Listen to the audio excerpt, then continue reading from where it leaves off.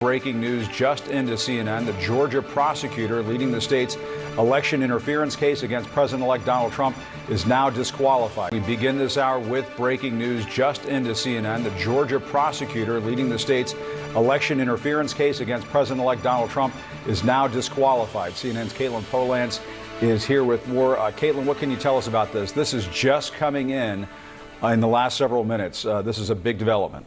A big development, and a big development that Donald Trump has wanted for a long time. That case against him in Georgia, the criminal case where it's accusing him and several others of a racketeering conspiracy related to the 2020 election, it's already been paused. Now it's not even backburnered. This is a case that will be dead in the water because the Georgia Court of Appeals is now saying that Fani Willis, the leader of the prosecution against Donald Trump, the district attorney in Fulton County, Georgia, she should be disqualified from being able to bring that case. The Georgia Court of Appeals is saying that it's a significant appearance of impropriety caused by the conduct of a public prosecutor. That is Willis, how she behaved, how she was speaking about the case, about Trump publicly, about how she was having a relationship with the top prosecutor that was concealed in this, a man named Nathan Wade.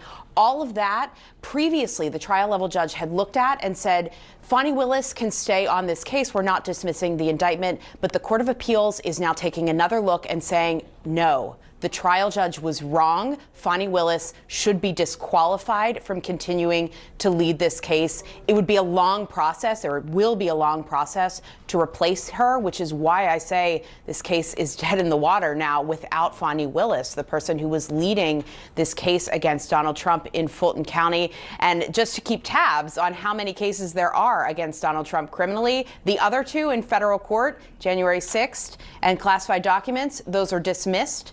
And then the additional case in New York City, where he was set to be sentenced, that sentencing is now not happening. So as Donald Trump enters the presidency, each of these courts that is handling a criminal case is essentially removing that issue from him to have to deal with in any period of time Did your personal relationship with Mr. Wade end? Our personal relationship ended in this year. So let's be very clear so that we don't mix words. I don't want to mix words in here. Mr. Wade is my friend right now. Mr. Wade, I would say, has been my friend since 2020. I think he started out as like a mentor and a professional colleague. He became my friend and somebody that I really respected. I feel very indebted to Mr. Wade for taking on the task of this job. And he is certainly my friend and one of the people that I respect the most. So if you ask about a personal relationship, I consider myself to have a personal relationship right now, Mr. Wade. I consider myself to have a personal relationship with Anna Cross. I consider myself to have a personal relationship with Mr. Abadi. I consider myself to have a personal relationship with Andrew Evans. Okay, let me just clarify that. I have a personal relationship with him as we speak right now. I don't think that's what you're asking. I think that's what you're asking. When did your romantic relationship with Mr. It was a male and a female. They were accosted by approximately 13 to 15 armed individuals. They were pistol whipped, they were beat, they were mistreated. One of the male was actually stabbed, he had a stab wound. So does that fall in the category of torture for me? Yeah, it does. There is a high assumption that they may be affiliated with the TDA gang. I had a discussion with an individual from the White House, and that occurred back on September the 23rd, I believe.